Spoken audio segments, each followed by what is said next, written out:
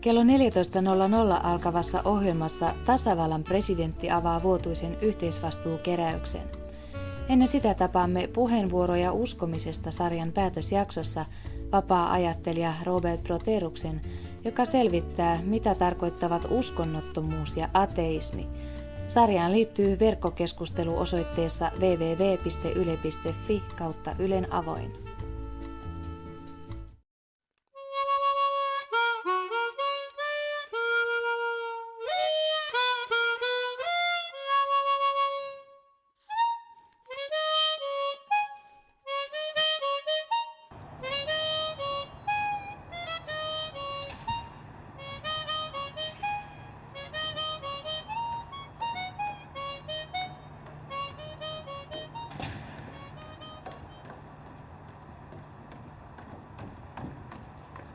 Ateismin määritelmän mukaan tulee kreikan kielen sanasta atheism, eli tarkoittaa jumaluskon puutetta. Eli sen mukaan kaikki henkilöt, joilla ei ole tämmöistä uskonnollista uskoa Jumalan olemassaoloon, ovat ateisteja.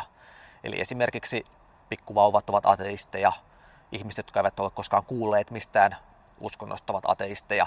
Ja sitten ateisteja ovat tällaiset henkilöt niin kuin minä, jotka on pohtineet asioita ja pohtineet Jumalan olemassaoloa ja siihen, että se on epätodennäköistä.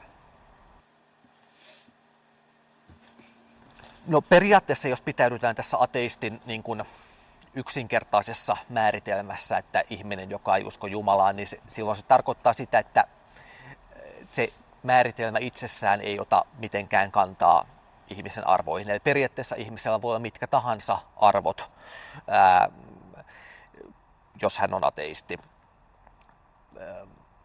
Monet tämmöiset, jos puhutaan tämmöisistä niin kuin pohdiskelevista ateisteista, jotka on pohtineet Jumalan olemassaolon kysymyksiä ja päätyneet siihen, että Jumala ei ole olemassa, niin silloin varmaan on suhteellisen yleistä, niin kuin mullakin, että on myöskin pohtinut arvoja samanlaisella niin kuin syvällisyydellä ja sitten analysoinut, mikä on omasta mielestä oikein ja mikä on omasta mielestä väärin.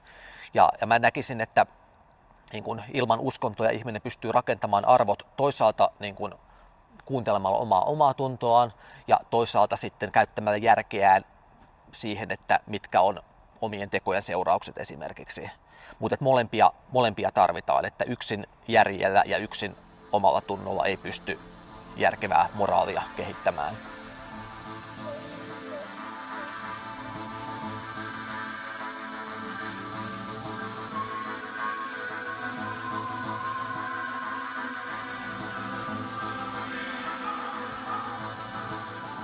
Esimerkiksi Amerikassa paljon, kun on tämä uskonnollinen oikeisto vallassa, niin sanotaan, että ateismi on moraalittomuutta.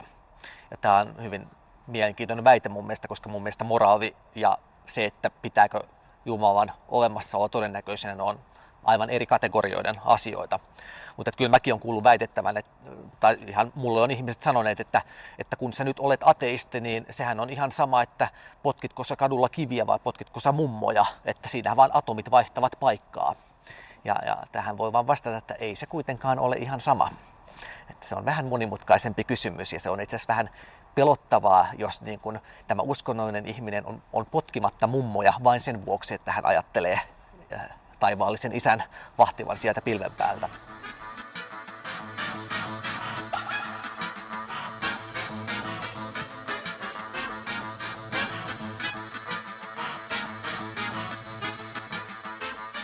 Mä näkisin edelleen, että ateisti löytää sen ihan tunnustelemalla, mikä tuntuu itsestä oikealta ja väärältä. Ja nyt sitten semmoisille ihmisille, jotka sanoo, että tämä kuulostaa vähän heppoiselta pohjalta, niin mä vastaan, että mun mielestä se on ainoa oikea ja reaalinen pohja oikealle moraalille, mitä ihmisellä ikinä voi olla. Ja mä perustelen tämän sillä, että jos otetaan joku kristitty, joka sanoo, että hänen arvonsa ovat hyvällä pohjalla, kun hänellä on tämä Raamattu ja hänellä on tämä Jumala, joka sanoo, miten täytyy asiat tehdä, niin mä sanoisin, että se kuulostaa musta vaaralliselta ja turhalta. Se on turhaa siksi, että kun tämä ihminen, uskovainen, joutuu johonkin moraalisen kysymyksen eteen, niin jos hänen omatuntonsa siinä kysymyksessä sanoo aivan samaa kuin Raamattu hänen mielestään sanoo siinä kysymyksessä, niin Raamattu on turha. Hän voisi vaan kuunnella omaa tuntoaan. Jos taas tilanne on niin, että hänen omatuntonsa sanoo vaikkapa, että minä nyt en saisi tappaa tätä, mutta hän tulkitsee Raamatun mukaan, että kyllä mä nyt oikeastaan saisinkin, niin silloin tilanne on mun mielestä vaarallinen. Eli silloin hän toimii hän ikään kuin sulkee oman tuntonsa pois. Eli jos ihminen ottaa moraalin lähteen mistä tahansa muualta kuin omasta tunnosta, niin silloin joko se on hyödytöntä tai se on vaarallista.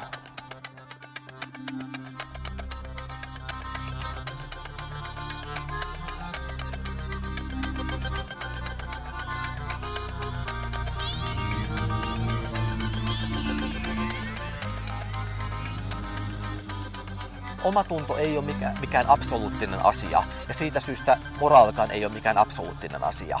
Uskonnot yrittää tehdä moraalista absoluuttista, mutta jälleen kerran me nähdään, että on monia eri uskontoja ja uskonnoissakin monia erilaisia moraalisia tulkintoja, eikä kristitytkään pääse yksimielisyyteen aina siitä, että onko abortti oikein vai ei. Eli siinä mielessä moraali on suhteellista, koska se perustuu ihmisten tunteisiin viime kädessä, ja ihmisten tunteet on suhteellisia. Se, että mistä omatunto syntyy, niin se tietysti syntyy osaltaan ihmisen perusluonteen, ihmisen geenien perimän kautta ja osaltaan sitten ihmisen ympäristön ja kokemusten kautta.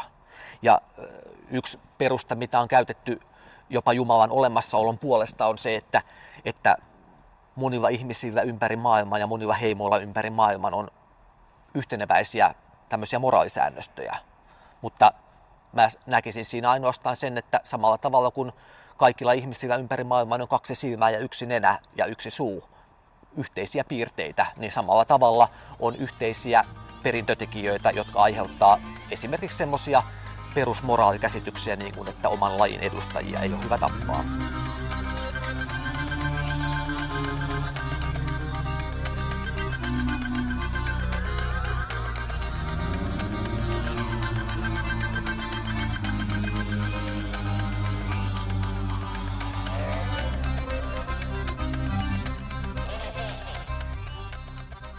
Mun mielestä se on hieman ristiriitaista sanoa, että kristinusko olisi välttämättä niin kuin lähimmäisen rakkauteen kannustava. Näin on juhlapuheissa.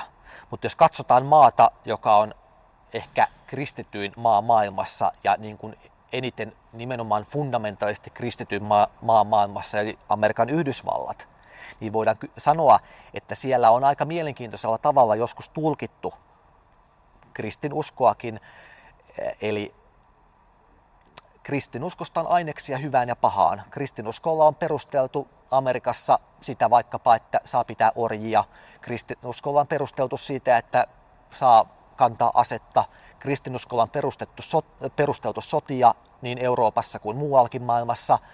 Ja sitten kristinuskolla on perusteltu lähimmäisen rakkautta. Eli mun mielestä tässä täytyisi katsoa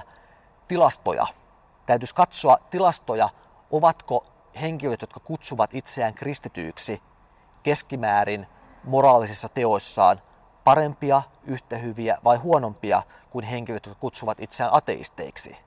Ja silloin paljon enemmän merkitystä kuin sillä, että sanotaanko niin meidän uskomme kannattaa tätä lähimmäisen rakkautta.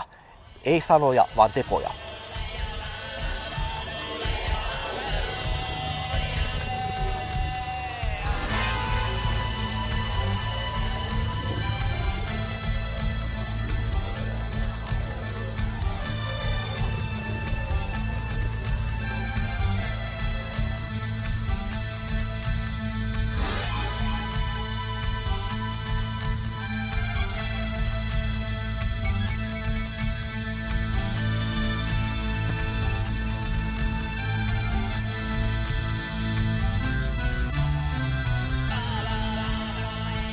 Ihmisen järki ei välttämättä riitä kaikkeen. Nyt tietysti voidaan piikikkäästi sanoa, että toisten ihmisten järki riittää enempään ja toisten ihmisten järki riittää vähempään. Mutta että ei voida, mä en ole niin tämmöinen tiedeoptimisti tai järkioptimisti, että mä näkisin, että varmuudella kaikki niin kuin ongelmat, siis tämmöiset fysiikan ongelmat, perimmäiset maailmankaikkeuden ongelmat tullaan selvittämään. Jos jo nyt katsotaan niin kuin näitä tämänhetkisiä tarkimpia, parhaimpia fysiikan teorioita, säieteorioita ja muita, ne on pirun vaikeita ymmärtää. Siis niistä ei tule todella monen vuoden kokemus ja osaaminen ja älykäs henkilö, jotta niihin pääsee sisälle. Et siinä mielessä kyllä voi hyvin olla, että ihan vaan tämmöisen ihmisen järjen rajat tulee siinä mielessä vastaan näiden maailmankaikkeuden kysymysten ymmärtämisessä. No nyt uskonnot on monesti käyttänyt tätä tämmöisenä argumenttina, että koska järjen rajat tulevat vastaan, niin tadaa, meidän täytyy uskoa. Mutta näinhän se ei ole. Siis, jos niin kun, vaikka järki olisi niin kun rajallinen, niin se on kuitenkin paras mahdollisuus, mitä meillä on käytettävissämme, jos me halutaan etsiä niin kun totuutta, minkälainen maailmankaikkeus on.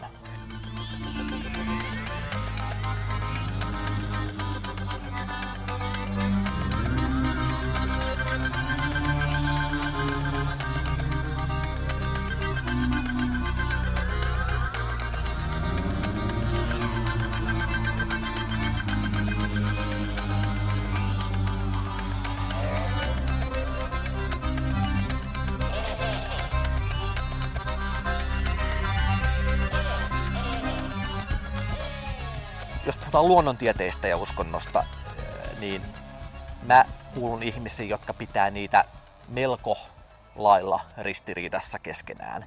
Se, että millä tavalla ne on ristiriidassa keskenään, niin se on tietysti muuttunut historian kuluessa paljon. Ja tämä trendi, jos me katsotaan 1600-luvulta valistuksen ajoista lähtien, silloin uskonnon valta oli hyvin voimakas ja ihmisten keskimääräinen maailmankuva hyvin uskonnollinen ja tiede ei ollut lähtenyt vielä kunnolla laajenemaan. Kaikki, mitä liittyy maailmankaikkeuden rakenteeseen ja maapallon muotoon ja taivasten rakenteeseen ja enkelikohortteihin ja kaikkeen, tämä kaikki oli uskonnon määrittelemää. Mutta sitten pikkuhiljaa vuosisadalta ja vuosikymmeneltä, niin tiede on ikään kuin astunut uskonnon varpaille ja ottanut kantaa semmoisiin asioihin, vaikkapa siitä, että kiertääkö maapallo aurinkoa vai aurinko maapalloa. Tämä oli uskonnolle hirveän iso kysymys, että maapallon täytyy olla maailmankaikkeuden keskus, niin kuin muuten koko usko romahtaa. Ja siinä oli mielettömät konfliktit ennen kuin saatiin tämä käännettyä toisinpäin. No, uskonnot on osoittanut tässä aikamoista niin kuin sopeutumiskykyä, että semmoiset kysymykset, mitkä on ollut hirveän tärkeitä, että niin kuin tosiaan usko kaatuu, jos maapallo ja maailmankaikkeuden keskus, niin sitten pikkuhiljaa sukupolvien kautta ollaankin mukauduttu siihen, että okei, ei se usko nyt siihen kaatunutkaan. Mutta tavallaan jokaisella ajalla on ollut omat tämmöiset uskonnon ja tieteen väliset suuret konfliktit ja aina uskonto on joutunut peräytymään.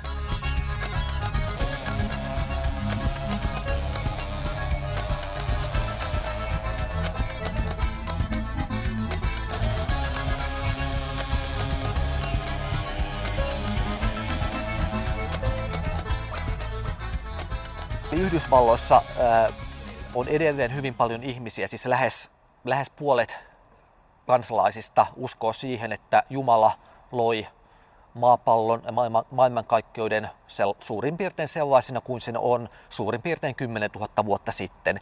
Eli noin 1 000 000 kertaa pienemmän ajan niin kuin, verran kuin mitä moderni tiede katsoo maailmankaikkeuden iäksi.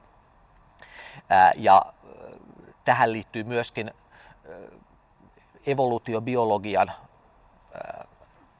konflikti sitten näiden niin sanottujen kreationistien kanssa, jotka siis uskovat, että Jumala loi kunkin lajinsa mukaan.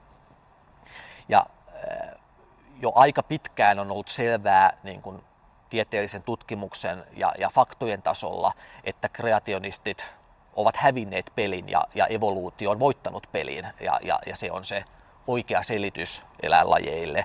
Mutta koska USAssa nämä uskonnolliset henkilöt on niillä on yhteiskunnassa niin merkittävä rooli ja valta, niin edelleen sanoisiko oikeussalitasolla näitä kysymyksiä edelleen ratkotaan ja koitetaan saada kouluopetukseen sitten luomisoppia ja pois evoluutiota ja näin poispäin.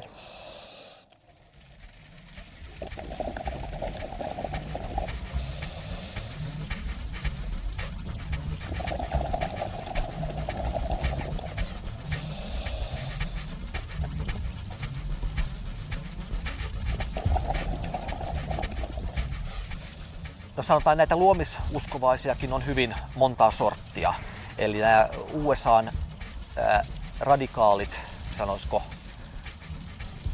niin kuin ääriuskonnolliset henkilöt, joita on hyvin merkittävä osuus kansalaisista, niin he eivät oikeastaan hirveästi tämmöisiä vertauskuvia pyri käyttämään, vaan he pyrkivät kyllä tulkitsemaan Raamattua niin kirjaimellisesti kuin kaikki eläinlajit. Niin sitten he kirjaimellisesti toteavat, että vuorokauden aikana mitäs eläinlajeja on, siis kymmeniä miljoonia eläinlajeja, mitä nykyään tunnetaan, niin he ovat sitä mieltä, että kymmeniä miljoonia eläinlajeja Aatami nimesi vuorokauden aikana, jolloin jäi noin 3 millisekuntia nimetä yksi eläinlaji. Mutta sitten sitä selitellään, että miten se homma kuitenkin onnistui tinkimättä siitä kirjaimellisuudesta. Mutta se on aivan totta, että sitten on hyvin suuri joukko kristittyjä, jotka pyrkivät omissa ajatuksissaan evoluutiobiologian sopeuttamaan jotenkin Jumalan luomistyöhön. Ja mä sanoisin, että se ei ole kovin helppoa. Ja se näkyy siitä, että se ei ole kovin helppoa, että niitä sopeutusyrityksiä on hyvin paljon erilaisia.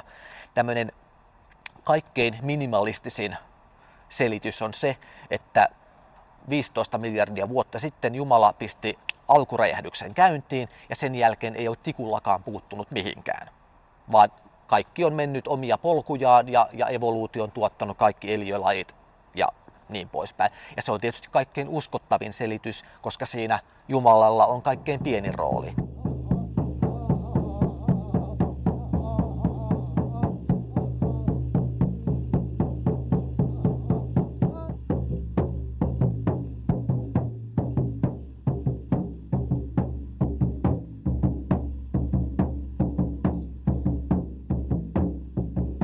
Ihmiset ovat uskoneet lohikäärmeisiin, ihmiset ovat uskoneet yksisarvisiin, ihmiset ovat Suomessakin laajalti uskoneet tonttuihin.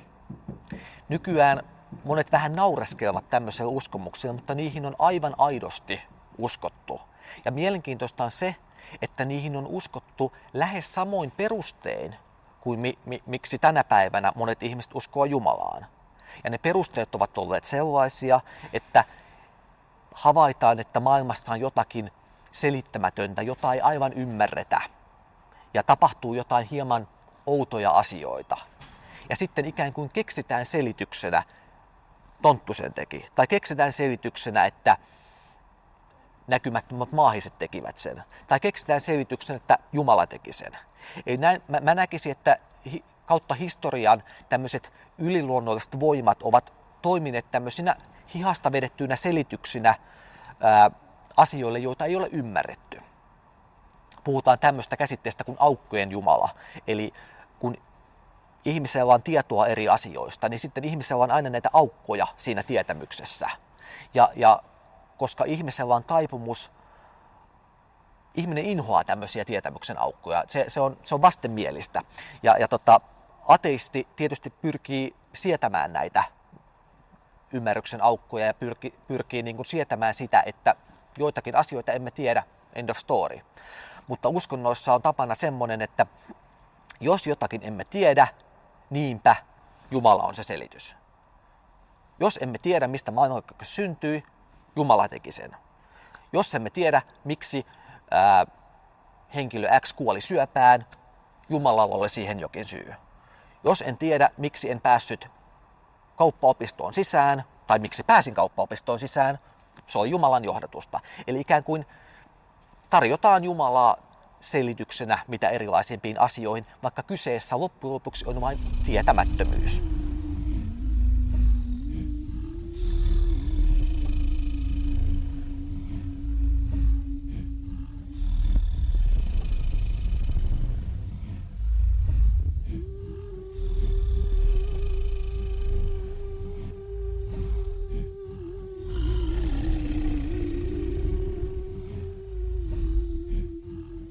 Ateisti voi uskoa ihan määritelmän mukaan periaatteessa jopa vaikka henkimaailmaan. Siis voisi olla ateisti, teoriassa voisi olla ateisti, joka uskoo vaikka kummituksiin. Mutta hän ei usko, että on olemassa mitään Jumalaa. Hän uskoo, että on vain kummituksia. Tai sitten voi olla vaikkapa ateisti, ja tämmöisiä ateisteja varmaan on, jotka esimerkiksi uskoo PSI-kykyihin, uskoo vaikka ajatusten lukuun ja uskoo siihen, että vaikka psykokinesiaan, että voidaan siirtää esineitä ajatuksen voimalla, mutta ei silti usko Jumalan olemassaoloon. Eli periaatteessa tämmöinen paranormaali ja yliluonnollinen ei sulje pois ateismia, mutta käytännössä mä näkisin, että korrelaatio on aika vahva, että jos henkilö on ateisti ja jos henkilö on pohtiva ateismi ja päätynyt ateismiin filosofista perusteista, niin aika usein silloin nämä samat filosofiset perusteet johtaa siihen, että hän ei myöskään usko paranormaalin olemassaoloon tai yliluonnollisen olemassaoloon. Ja vastaavasti taas, jos henkilö on uskonnollinen henkilö ja uskoo Jumalan olemassaoloon, niin silloin siitä on aika pieni askel uskoa kaikenlaisen muunkin yliluonnollisen olemassaoloon.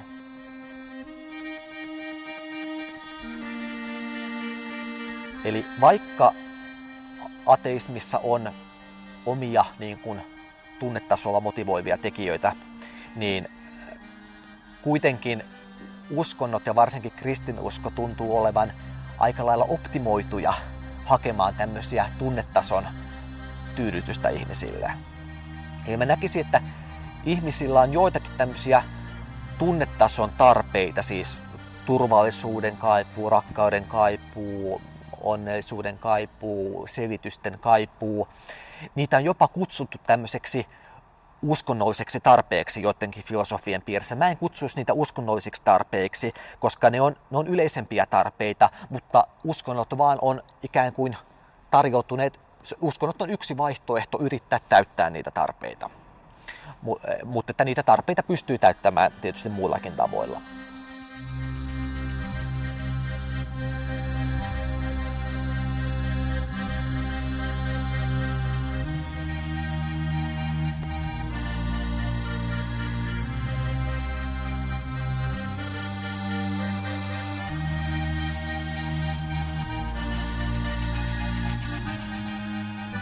Mä näkisin, että kun pohditaan sitä, onko jumalia olemassa vai ei, niin voisi sanoa, että todistustaakka on jumalväitteiden esittäjän puolella. Aivan samalla tavalla kuin jos on ihmisiä, jotka uskovat tonttuihin, niin siinä ei ole mitään järkeä, että ne tonttuihin uskovat ihmiset tulevat meille sanomaan, että hei, teidän täytyy perustella, miksi te ette usko tonttuihin. Eli kyllä tämmöisissä olemassaoloväitteissä, jos uskotaan, että jotakin on olemassa, niin ne, jotka uskovat, että jotakin on olemassa, niin heidän kuuluu perustella, miksi se on olemassa. Ja jos ne perusteet ovat riittämättömiä, niin silloin de facto, niin kuin by default, tähän asiaan ei kannata uskoa.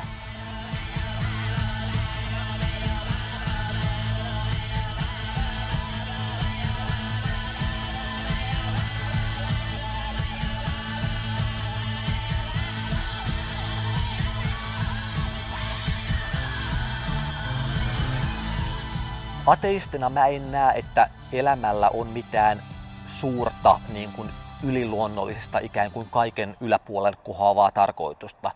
Jos tarkastellaan esimerkiksi maapallon historiaa 4 miljardin vuoden aikana ja evoluutiota, eliölajien evoluutiota, niin evoluutiossa eteenpäin vievinä voimina on lajien välinen kilpailu ja sitten satunnaiset mutaatiot.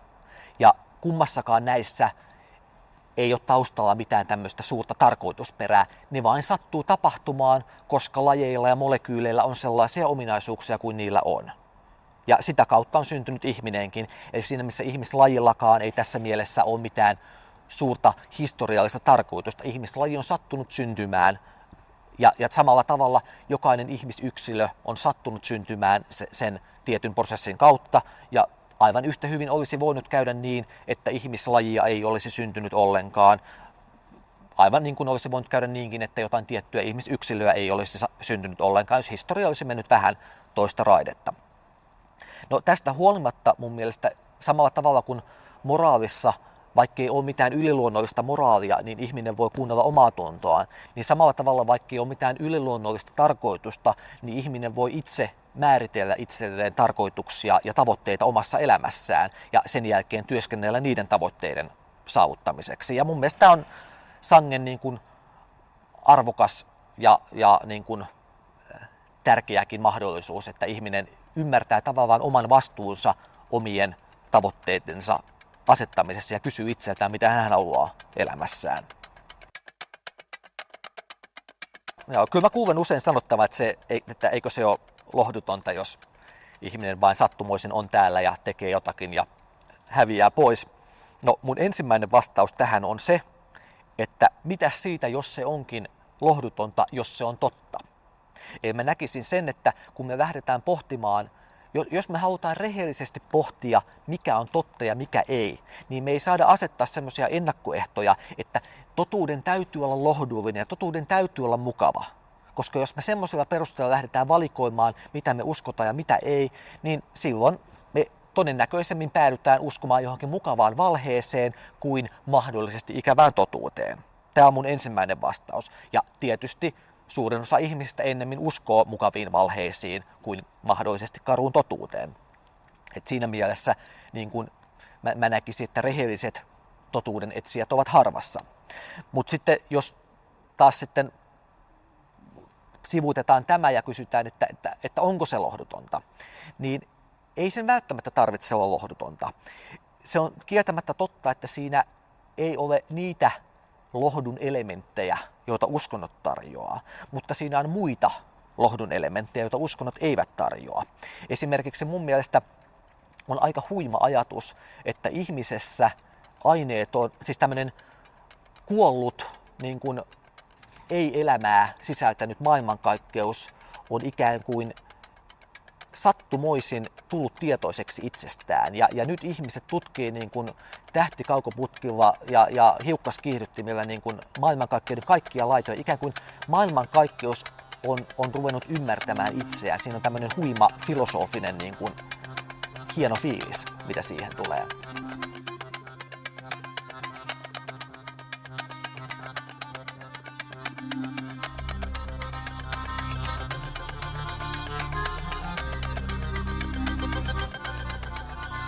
Kyllä Suomessa aina on sijaa niin uskonnollisille kuin uskonnottomillekin ihmisille ja mä en näe mitään konfliktia sinänsä, mitään niin kuin tämmöistä suurempaa käytännön tason konfliktia uskonnollisten ja uskonnottomien välillä. Et mulla itselläni on uskonnollisia ystäviä ja mulla on, ja monilla uskonnollisilla ihmisillä on uskonnottomia ystäviä. On olemassa pariskuntia, joissa toinen aviopuoliso on uskonnollinen ja toinen uskonnoton. Totta kai se voi tuottaa omia ongelmiaan, mutta mä näkisin, että ongelmat on kohtuullisia ja niin kauan kun ei mennä uskonnollisuudessa tämmöiselle niin fundamentalistilinjalle niin kuin USAssa sitten on paljon yleisempää ja tietysti Suomessa tietyssä määrin, niin kauan tämmöinen yhteiselo on suhteellisen mahdollista.